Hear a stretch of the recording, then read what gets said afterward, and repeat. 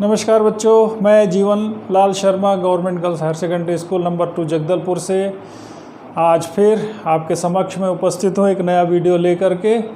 इस नए वीडियो में हम चुंबकीय द्विध्रुव के कारण निरक्षीय स्थिति में चुंबकीय क्षेत्र की तीव्रता की गणना करेंगे। इससे पहले भी बहुत सारे वीडियोस आप तक मेरे पहुँचे हैं।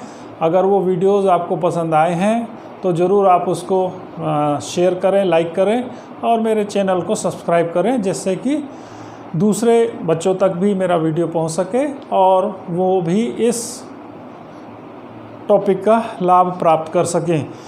चलिए आगे हम बढ़ते हैं और देखते हैं चुंबकीय द्विध्रुव के कारण। इससे पहले भी मैंने अक्षीय स्थिति में चुंबकीय द्विध्रुव के कारण चुंबकीय क्षेत्र की तीव्रता की गणना का एक वीडियो पहुंचा होगा आप तक। तो यहाँ पर हम देखते हैं कि जब कोई बिंदु जहाँ पर हमको चुंबकीय क्षेत्र की तीव्रता की गणना करनी है, चुंबकीय क्षेत्र की तीव्रता की गणना करनी होती है तो चुंबकीय अक्ष के लंब अर्धक पर होता है। यानी जो हमारा चुंबक है उसके सेंटर का लंब अर्धक पे कोई एक बिंदु P हम यहाँ पर लेते हैं और उस P बिंदु पर हमको चुंबकीय क्षेत्र की तीव्रता की गणना करनी है। तो ये जो लंब अर्धक है इसके सेंटर से जाता है और नॉर्थ एंड साउथ या साउथ एंड नॉर्थ ये दो उसके ध्रुव प्राबल्य हम लेते हैं, नॉर्थ सिरा और साउथ सिरा पोल। और P बिंदु पर हमको चुंबकीय क्षेत्र की तीव्रता की गणना करनी है। तो ये निरक्षीय स्थिति में होता है। इसे गॉस की 10B स्थिति या B स्थिति भी कहते हैं। इसे हम जो निरक्षीय स्थिति होती है वो B स्थिति भी कहलाता है और जो अक्षीय स्थिति होती है वो A स्थिति कहलाता है। तो इसमें हम सेकंड ये जो निरक्षीय स्थिति की गणना की बात हम करें तो यहाँ पर भी देखिए दो तरीके से आज मैं इसको हल करने की कोशिश करूँगा और उम्मीद है कि ये दोनों तरीके आपको समझ में आए। एक तो ये पहले मैंने विद्युत क्षेत्र की तीव्रता की गणना जब की थी निरक्षीय स्थिति में, वो उसमें भी मैंने दो तरीके से इसको हल किया था। यहाँ पर भी हम दो तरीके से इसको हल करेंगे। देखिए पहले एक ये है कि पहले हम मान लेते हैं, मैं प्रथम मेथड बोल लूँ इसको। यदि पहला मेथड मैं लूँ इसको तो फर्स्ट में या मेथड 1 यदि मैं बोलूँ इसको तो इसमें हम माना कि NS एक द्विध्रुव है जिसकी प्रभावी लंबाई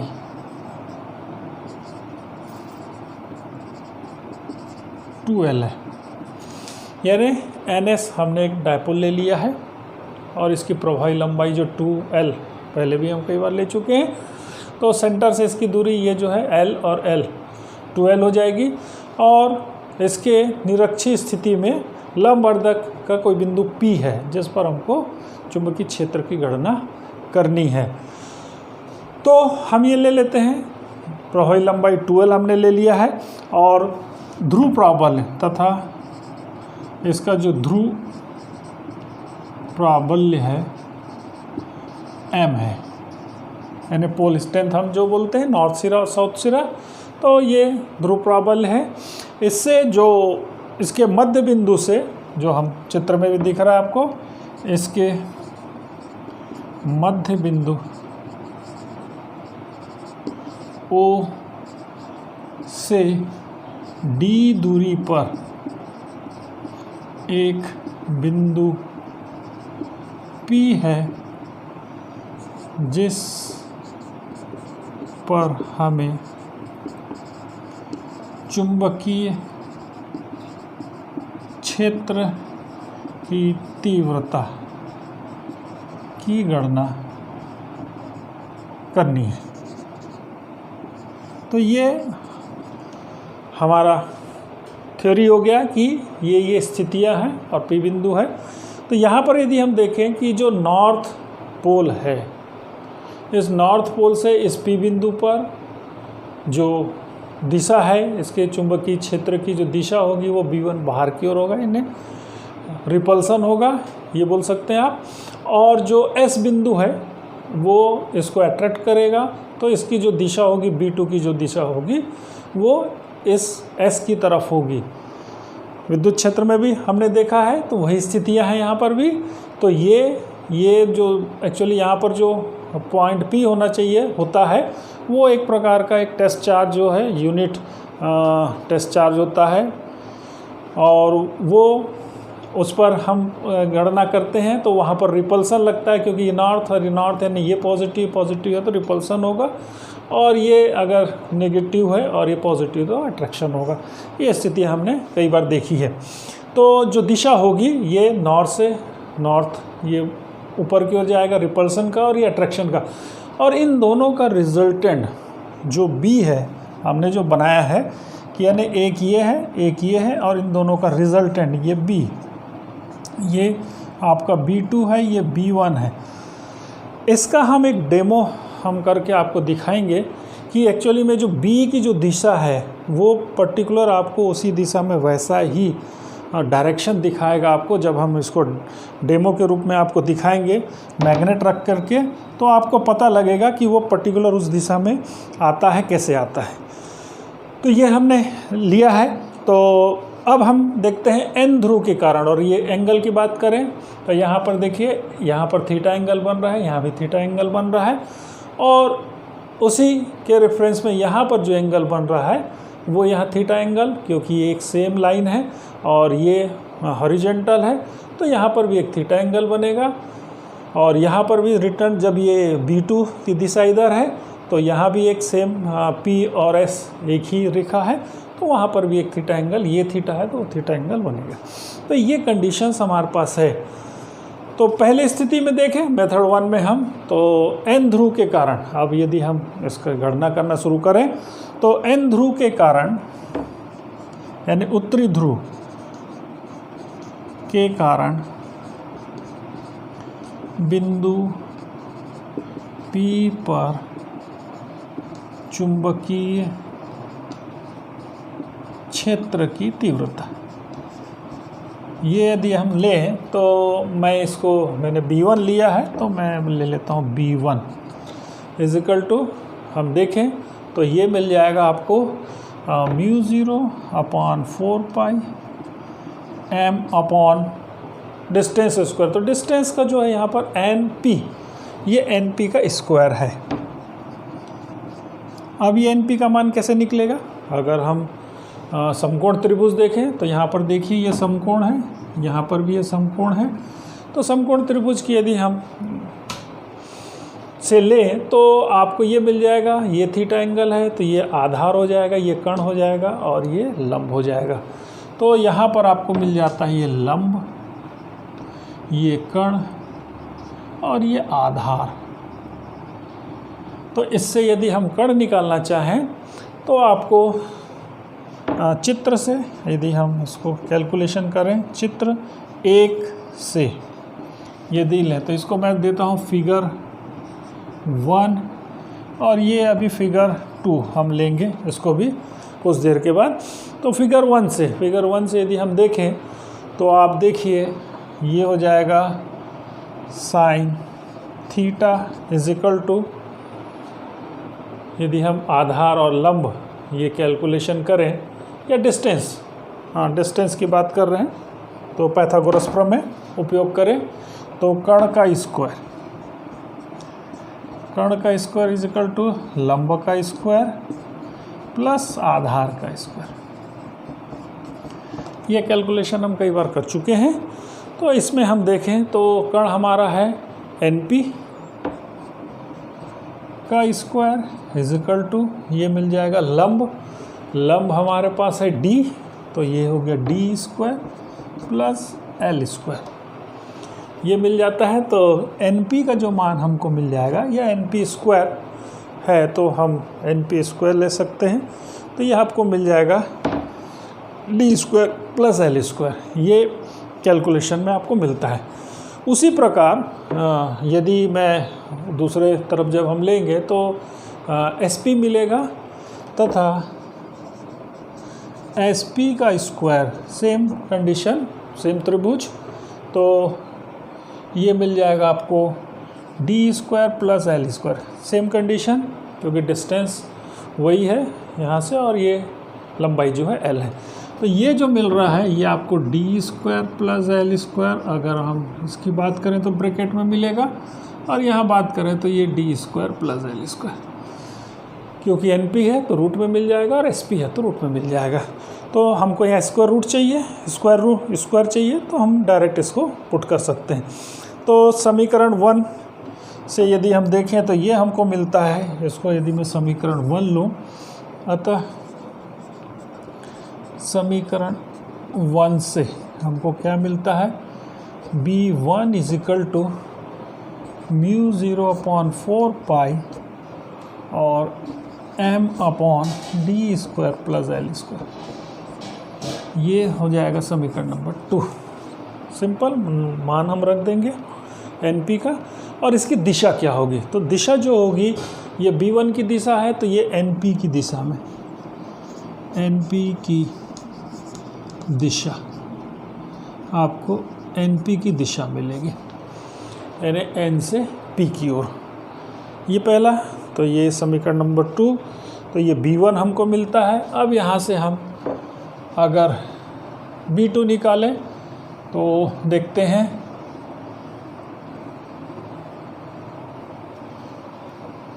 S ध्रुव के कारण बिंदु P पर चुंबकीय क्षेत्र की तीव्रता, इसकी बात करें हम तो B2 इज इक्वल टू, यहाँ पर हमने B2 लिया हुआ है, तो B2 का मान देखिए इधर है, PS की ओर है, तो B2 same condition mu 0/4 pi और m/PS का स्क्वायर ले लीजिए। तो PS हमने निकाला, या SP जो है, SP या तो ले लीजिए इसको, तो SP का स्क्वायर, तो ये मिल जाएगा म्यू 0/4 पाई m/d square plus L square. ये समीकरण नंबर 3, जिसकी दिशा जो होगी PS की दिशा में, ये वेक्टर्स है, चूँकि वेक्टर राशि है तो दिशा हमको बताना जरूरी है, तो ये NP की दिशा होगी और ये PS की दिशा होगी। अब आप समीकरण नंबर 2 और समीकरण नंबर 3 को ध्यान से देखें तो ये दोनों समीकरण नंबर जो है इनकी जो परिमाण है वो बराबर है, यानी B1 यानी B2 परिमाण में दोनों सेम वैल्यू है, म्यू 0/4 पाई m/d square plus L square m/d square plus L square, ये सेम कंडीशन है। तो परिमाण में दोनों बराबर होंगे और विपरीत होंगे, या बराबर होंगे, तो हम इनका एक रिजल्टेंट निकालेंगे। जब दो वेक्टर्स होते हैं तो समीकरण 2 और 3 से स्पष्ट है कि B1 बराबर B2 है, तो ये परिमाण में बराबर है, तो इनका एक रिजल्टेंट मिलेगा आपको, ठीक है। तो हम इसका एक रिजल्टेंट निकालेंगे, और NP और ये दोनों बराबर है, तो ये आपको एक दोनों की कंडीशन, तो परिणामी तीव्रता की यदि हम बात करें तो अब यदि हम B लें, यानी इन दोनों के बीच का एंगल 2θ है, तो ये परिणामी यदि तीव्रता की हम बात कर रहे हैं तो इसका फार्मूला आपको मिल जाएगा। जैसे दो वेक्टर्स हैं उनके बीच का एंगल यदि थीटा है, तो पहले भी हमने निकाला, 11th में भी आपने देखा होगा कि रिजल्टेंट निकालते हैं तो p square plus q square दो वेक्टर्स लेते हैं p और q, और उनका रिजल्टेंट r होता है, तो r का जो मान होता है वो p square plus q square plus 2pq cos theta के रूप में। तो यहाँ पर 2θ है तो हम वो उपयोग करेंगे, तो यहाँ पर b1 square plus b2 square plus twice b1 b2 cos 2θ, यहाँ पर 2θ है तो हम 2θ का उपयोग करेंगे। हाँ, तो ये हमको रिजल्टेंट, और ये जो रिजल्टेंट आपको दिख रहा है हम इसको आपको डेमो में दिखाएंगे कि रिजल्टेंट कैसा दिखता है करके। तो ये एक कंडीशन आपको मिलेगी, तो इससे आप कैलकुलेशन करें तो इसलिए b = आपको मिलता है रूट ऑफ, दोनों की मान एक कर देते हैं तो b1² plus b1² plus twice b1² cos of 2θ। ये हमने b2 की जगह b1 लिख दिया है, तो ये वैल्यू आपको मिलेगी। अब यहाँ से हम कैलकुलेशन और आगे बढ़ाएं तो देखते हैं क्या मिलता है हमको। तो this is twice b1² plus twice b1² cos of 2θ। इसमें ट्वाइस b1 हम कॉमन निकाल लेते हैं, तो ये मिल जाएगा आपको twice b1² 1 plus cos of 2θ। ये स्क्वायर रूट में आपको मिल जाएगा। अब इसको यदि हम देखिए इसको सॉल्व करना चाहें और रूट से बाहर आना चाहें तो हमको cos 2θ को एक्सपांड करना पड़ेगा। पिछले केस में भी हमने जब विद्युत क्षेत्र की तीव्रता की गणना की थी तो वहाँ पर भी हमने इसका उपयोग किया था। तो यहाँ पर हम लेते हैं चूँकि cos of 2θ is equal to cos of θ plus θ, ऐसा लिख सकते हैं। और cos a प्लस बी या a माइनस बी का जो फार्मूला होता है तो उसको हम एक्सपांड करें तो आपको ये दे देगा cos square θ minus sine square θ। ये कैलकुलेशन आपको मिलता है। अब चूँकि यहाँ से हमको 1 को रिप्लेस करना, हटाना है, तो इसी को हम और एक्सपांड करें तो ये हो जाता है cos square θ minus 1 plus cos square θ, यानी साइन स्क्वायर θ को 1 माइनस cos स्क्वायर θ लिखे तो ये ब्रैकेट के बाहर ये जो माइनस था तो ये प्लस हो जाएगा। तो ये वैल्यू दे देगा 2 cos स्क्वायर θ माइनस ऑफ 1। अब इससे ये होगा कि ये जो माइनस कैंसल आउट हो जाएगा इससे, और हमको ब्रैकेट से बाहर, ये जो स्क्वायर रूट से बाहर आना इजी हो जाएगा। तो हम इसका उपयोग करते हैं cos 2θ का। अतः cos 2θ का मान, ये समीकरण नंबर यदि मैं 4 बोलूँ तो ये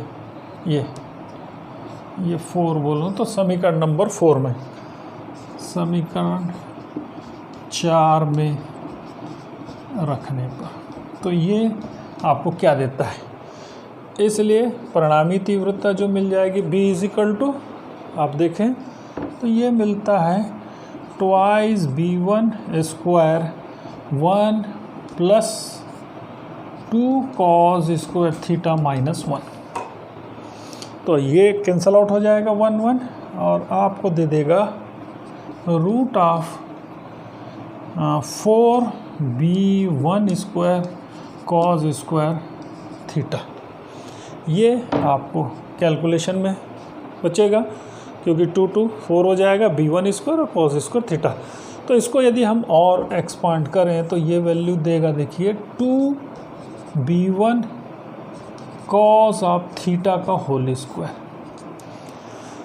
इससे क्या होगा, ये पूरा पोर्शन स्क्वायर रूट के बाहर आ जाएगा, तो ये हमको दे देगा ट्वाइस b1 cos ऑफ θ।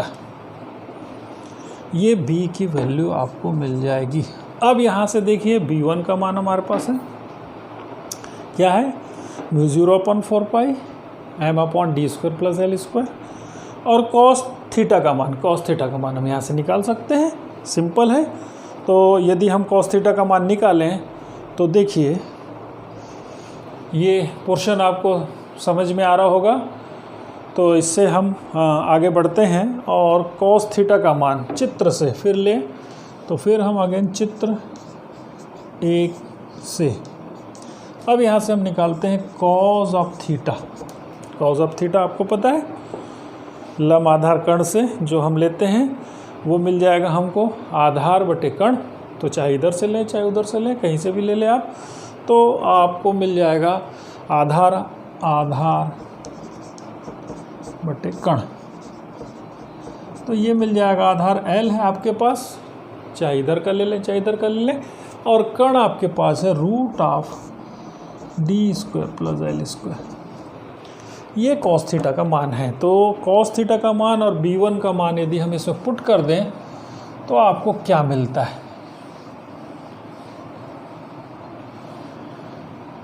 तो आप देखिए, अतः b इज इक्वल टू मिल जाएगा ट्वाइस इंटू b1 या b2 जो भी है, b1 है यहाँ पर, तो म्यू 0/4 पाई m/d² plus l²।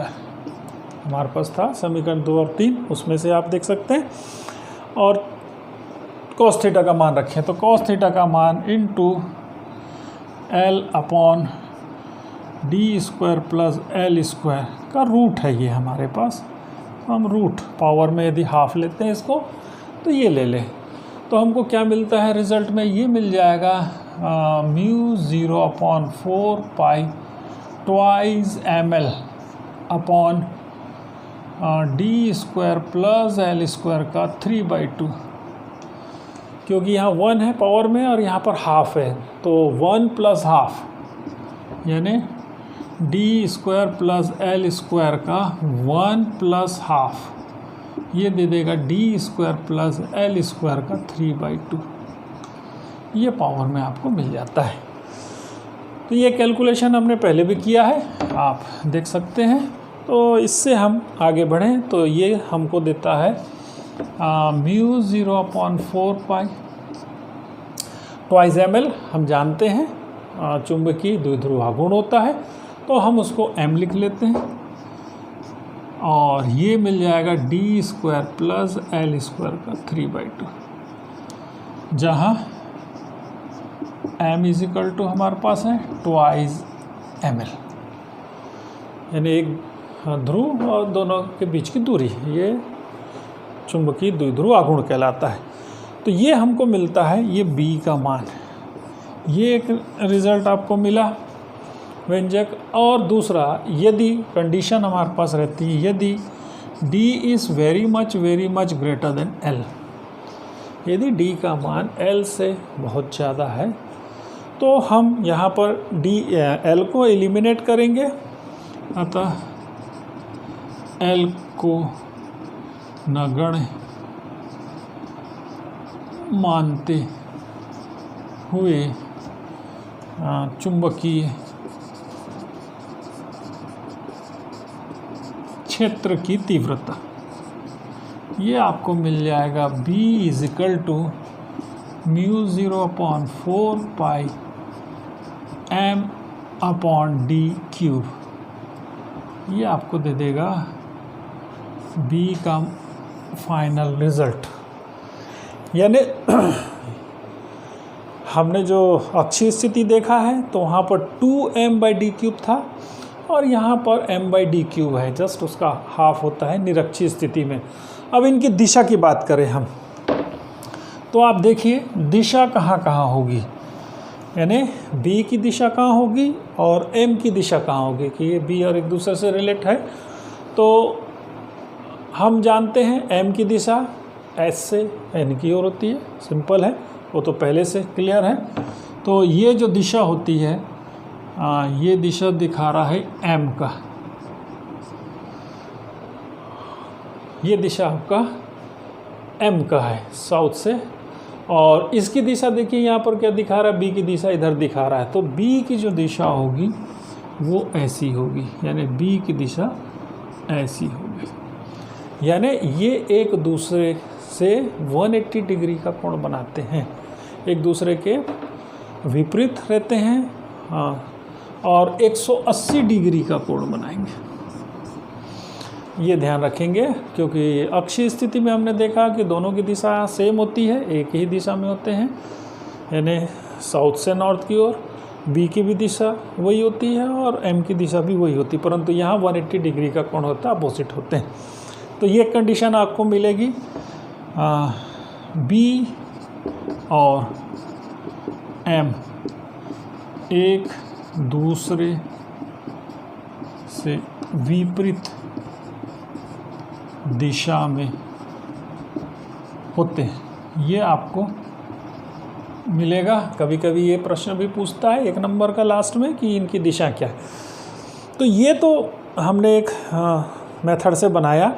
Second method मैं लूँगा अब, और उससे पहले मैं आपको एक थोड़ा सा डेमो दिखाऊंगा और उससे आपको स्थिति क्लियर होगी कि वो डेमो से आपको पता लगेगा कि एक्चुअली में जो ये दिशा की बात मैं कर रहा हूँ क्या वो एक्चुअली उसी दिशा में है।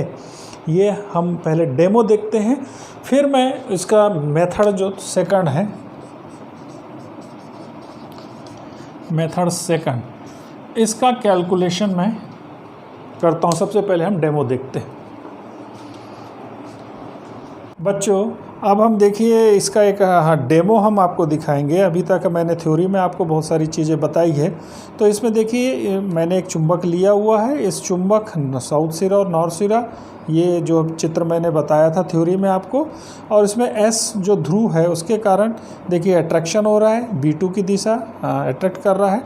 P पर चूँकि एक धनात्मक परीक्षण आवेश की बात या परीक्षण ध्रुव की हम बात करते हैं, तो यहाँ पर ये N ध्रुव के कारण रिपल्सन हो रहा है। तो ये और ये सेम पोल के हैं और ये विपरीत पोल का है। तो इसमें हो क्या रहा है, B1 रिपल्ड कर रहा है और B2 अट्रैक्ट कर रहा है। और इन दोनों का जो रिजल्टेंट है ये D दूरी पर रखे हुए हैं। इसके मध्य बिंदु से D दूरी पर पॉइंट P स्थित है, जो हमने थ्योरी में देखा है। अब ये दो जो वेक्टर्स B1 और V2 है, जो N के कारण और S के कारण चुंबकीय क्षेत्र की तीव्रता का रिजल्टेंट जो है, ये B यहाँ पर अपन ने अभी थ्योरी में देखा है। तो ये जो B का जो डायरेक्शन है वो मैं आपको अभी डेमो में दिखाता हूँ। देखिए मैंने ये बाजू में एक मैग्नेट रखा हुआ है। ये हमारे पास मैग्नेट है, ये लाल सा एक मैग्नेट है हमारे पास, और इस मैग्नेट के पास में मैंने एक नीडल रखा हुआ है।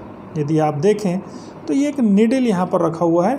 इसमें ये जो नॉर्थ सिरा है और साउथ सिरा है, तो ये जो तीर का निशान है इसको आपको यहाँ पर कंसंट्रेट करना है। ये जो तीर का निशान है इसमें भी आप देखेंगे तो तीर का निशान है। चूँकि ये नीडल है, आपको अच्छे से पता है, 10th में भी आपने इसका प्रैक्टिकल किया होगा। तो ये नॉर्थ सिरे को दर्शाता है और ये साउथ सिरा, तो ये नॉर्थ होता है तीर का निशान, ये साउथ होता है।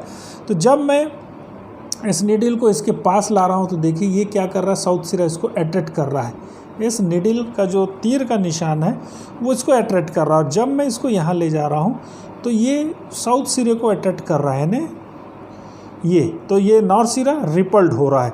तो वही स्थिति यहाँ पर बनती है जब मैं इसको ये मध्य बिंदु पर, इसके अर्धक पर, जो हम सेंटर पे कहीं पर भी लें, ये जो देखिए जो तीर का निशान दिखा रहा है, ये B का जो हमने थ्योरी में देखा था, ये B की दिशा को प्रदर्शित कर रहा है ना। ये जो दिशा है वो B की दिशा, आपका ये B की दिशा को प्रदर्शित कर रहा है। तो उसी चीज़ को मैं आपको दिखाना चाहता हूँ कि ये आपका अट्रैक्शन वाला पोर्शन हो गया और ये जो हो गया रिपल्सन वाला हो गया, जो मैंने चित्र में बनाया है। और जब सेंटर पे मैं ला रहा हूँ इसके मध्य बिंदु पर, तो ये डायरेक्शन B की दिशा को बता रहा है। और इसको यदि मैं इस सेंटर वाले पॉइंट्स पर, जहाँ पर निरक्षीय स्थिति जिसको हम बोलते हैं, इसको मैं और यदि दूर ले जा रहा हूँ तो देखिए इसका डायरेक्शन चेंज नहीं हो रहा। परंतु जब इसका प्रभाव ख़त्म हो जाएगा, इस चुंबक का प्रभाव ख़त्म हो जाएगा, तो ये अपना, ये देखिए ये डायरेक्शन चेंज कर लेगा, यानी इसका प्रभाव यहीं तक था। अगर मैं इसको फिर वापस लाऊं तो आप देखेंगे ये घूम गया और ये B की दिशा को प्रदर्शित कर रहा है। जहाँ तक उस चुंबक का प्रभाव रहेगा वहाँ तक वो B की दिशा को, जैसे मैंने चित्र में आपको समझा है, वो दिशा को प्रदर्शित करेगा। और जैसे ही उसका फील्ड का प्रभाव ख़त्म हो जाएगा, ये क्षेत्र की तीव्रता ख़त्म हो जाएगी, ये डायरेक्शन अपना चेंज कर लेगा। तो ये चीज़ मुझे आपको बताना था कि निरक्षीय स्थिति में चुंबकीय द्विध्रुव के कारण जो B की दिशा होती है वो दिशा किधर होती है। तो बच्चों आप लोगों ने डेमो देखा होगा। उस डेमो में कुछ स्थितियां क्लियर हुई होगी कि जो B की दिशा होती है इधर होती है तो कैसे होती है। और उसके आगे हम अब ये वेक्टर मेथड जो है, इस वेक्टर मेथड से, ये दूसरा मेथड है बोलना चाहिए, उससे हम अब कैलकुलेशन देखते हैं कि ये जो चुंबकीय क्षेत्र की तीव्रता जो आ रही है μ0/4πm/d³, ये इस वेक्टर मेथड से कैसे आ रही है। तो यहाँ पर देखें आप, ये जो P बिंदु था, इस P बिंदु पर जो B1 की दिशा और B2 की दिशा है, तो मैंने यहाँ पर B1 और B2 बनाया है, और उनका जो रिजॉल्व पार्ट है, समकोणिक रिजॉल्व पार्ट जिसको हम बोलते हैं, जैसे मान लेते हैं क्योंकि एक कोई वेक्टर है, ये अगर मैं बोल दूँ R वेक्टर, और ये थीटा कोण बना रहा है क्षैतिज से, और इसका लंब ये ऐसा है, तो इसमें जो वेक्टर R को जब मैं रिजॉल्व करता हूँ, वियोजित करता हूँ, तो क्या होता है? तो जिधर सिंपल है, पहले भी आपने देखा होगा, 11th में भी देखे होंगे आप, R वेक्टर को सीधा सीधा R cos ऑफ थीटा, जिधर थीटा होता है सिंपल R cos थीटा ले लिया जाता है, और जस्ट उसके परपेंडिकुलर जो एक्सिस है, ये x एक्सिस और y एक्सिस है, तो यहाँ पर R sin थीटा होता है। सेम कंडीशन हम यहाँ अप्लाई कर रहे हैं। यहाँ पर आप देखें कि जो रिजल्टेंट जो वेक्टर्स है, ये इन दोनों का एक्चुअली रिजल्टेंट वेक्टर्स R और उसका रिजल्टेंट हम निकालते हैं, तो यहाँ पर भी जो आप रिजल्टेंट जो वेक्टर्स मिलेगा आपको, ये कैसे मिलेगा? यहाँ पर देखिए आप, ये जो B है, और इसको हम जो कैलकुलेशन में अभी हमने लिया था ट्वाइस B1 cos थीटा, जो पिछला हमने मिटा दिया उसको, समीकरण नंबर 4 जो था वो, अगर आप देखें तो ट्वाइस B1 cos थीटा, ये हमारा फाइनल रिजल्ट आया था, उसी में हमने कैलकुलेशन किया था। तो यहाँ कैसे आएगा? देखिए ये P बिंदु है और ये B1 है, तो जो B1 है इसका जो इसको हम वियोजित करेंगे, तो ये B1 sin थीटा, जो थीटा इधर नहीं है, जिधर थीटा है, ये जो थीटा है इधर, ये हो गया B1 cos थीटा, ये आपको दे रहा है B1 cos थीटा। अगर मैं और इसको अच्छे से समझाऊँ आपको, तो ये पोर्शन में देखिए आप, ये और ये B है, ये B है, और ये है B1, और ये है B2, ये थीटा है यहाँ, और ये थीटा है यहाँ।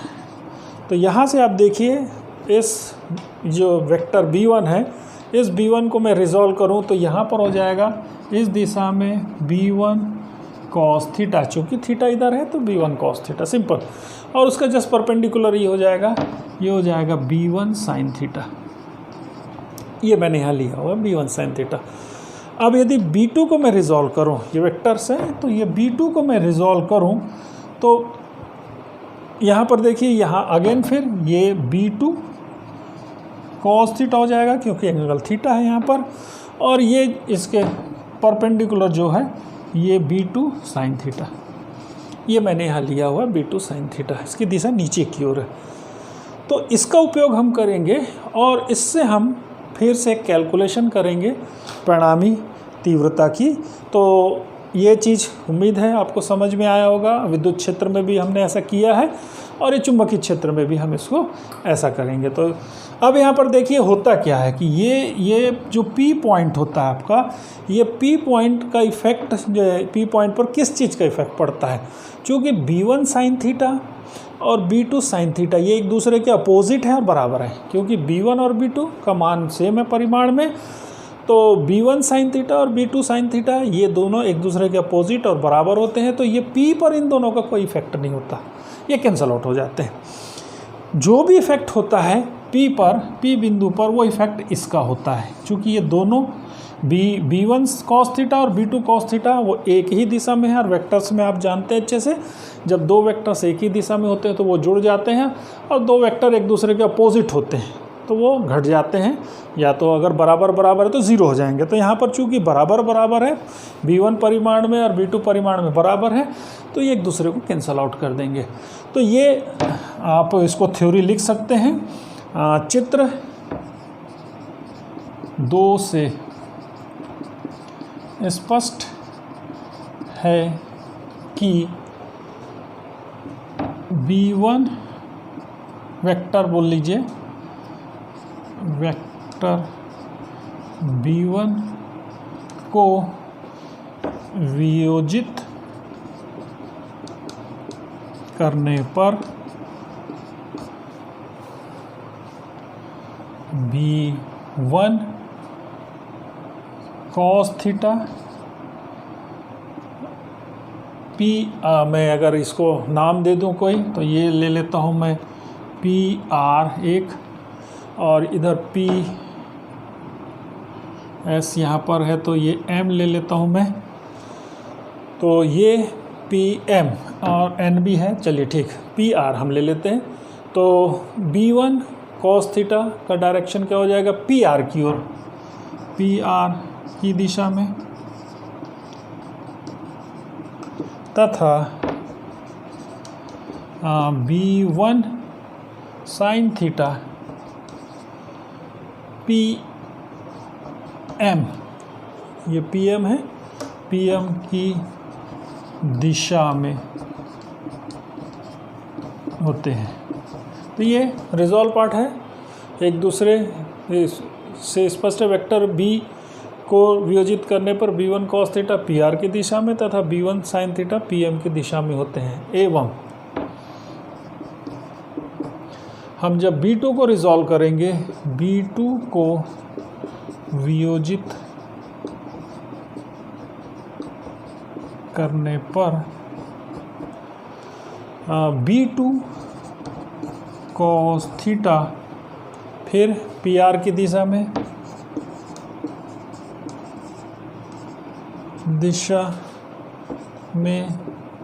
तथा B2 sin थीटा PO की दिशा में, PO की दिशा में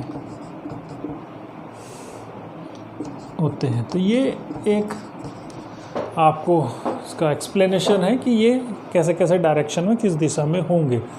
अब यहाँ पर चूँकि B1 और B2 का मान बराबर है, अब चूँकि B1 बराबर B2 या परिमाण में, इसको लिख लें, परिमाण में B1 एवं B2 बराबर होते हैं, अतः B1 sin थीटा एवं B2 sin थीटा एक दूसरे को निरस्त कैंसल कर देते हैं। तो ये एक दूसरे को निरस्त कर देंगे और जो भी रिज़ल्ट हमको मिलेगा वो इस दिशा में, PR की दिशा में, जो B1 cos थीटा और B2 cos थीटा है, तो हम इसका रिजल्टेंट निकाल लेते हैं। अतः परिणामी जो तीव्रता होगी, अतः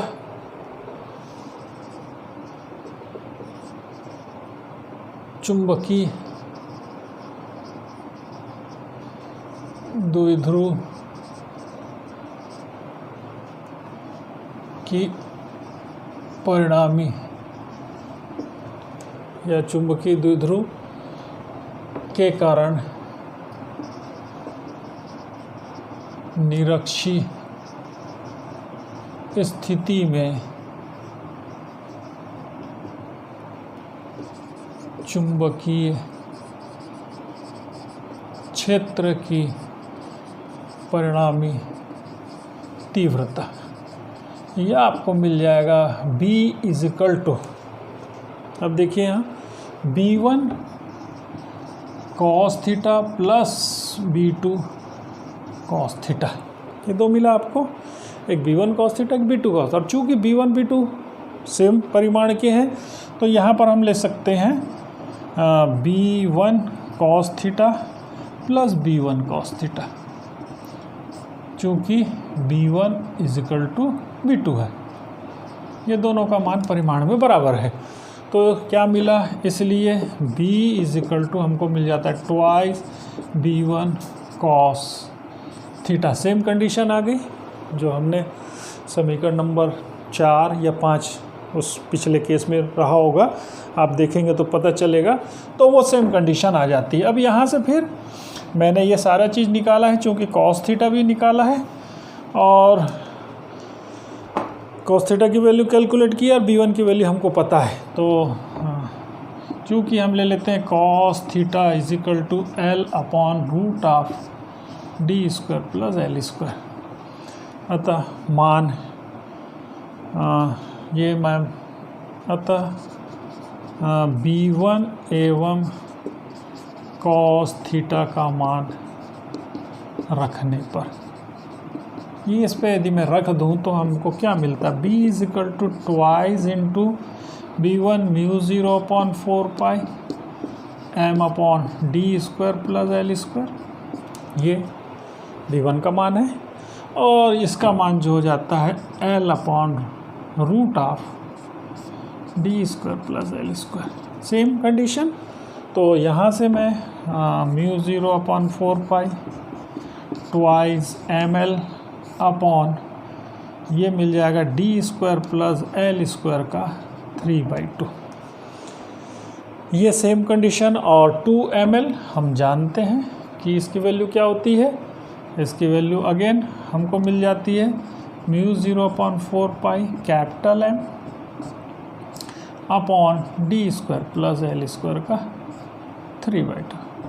या कंडीशन हमारे पास है जो कि D is very much greater than L, यानी D का मान L से बहुत ज़्यादा है, तो L को नगण्य मानते हुए चुंबकीय क्षेत्र की तीव्रता निरक्षीय स्थिति में हमको मिल जाएगा B is equal to mu 0/4 m upon D cube. ये आपको फाइनल फिगर मिलता है। अब यहाँ से आप फिर देखिए कि डायरेक्शन मैंने हालांकि बताया आपको कि डायरेक्शन क्या होगा। M की दिशा तो S से N की ओर होती है और यहाँ पर जो दिशा है N से S की ओर, तो ये विपरीत दिशा में होंगे। तो B और M के बीच 180 डिग्री का कोण होता है। तो यहाँ पर आपको निरक्षीय स्थिति में ये चीज़ और क्लियर हो जाएगी। तो इस प्रकार हमने देखा कि निरक्षीय स्थिति में 2 मेथड से मैंने इसको कैलकुलेशन किया है। उम्मीद है कि आपको ये दोनों कैलकुलेशन समझ में आया। परीक्षा में किसी भी एक तरीके से आप उसको हल कर सकते हैं, कोई ज़रूरी नहीं दोनों तरीके से आपको हल करना। कोई भी एक मेथड से आप उसका उपयोग करके उसका कैलकुलेशन कर सकते हैं। तो ये निरक्षीय स्थिति वाली स्थिति थी, और हम इसके बाद और जो नेक्स्ट पोर्शन होगा इसका वो हम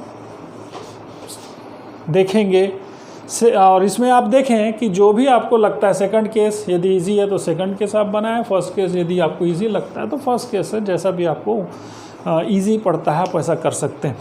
तो हम ज़रूर आप अगर ये वीडियो आपको पसंद आया और इससे पहले के वीडियोस आपने देखे होंगे और पसंद आए होंगे तो ज़रूर आप इसको लाइक करें, शेयर करें और हमारा जो वो चैनल है उसको सब्सक्राइब करें। Thank you.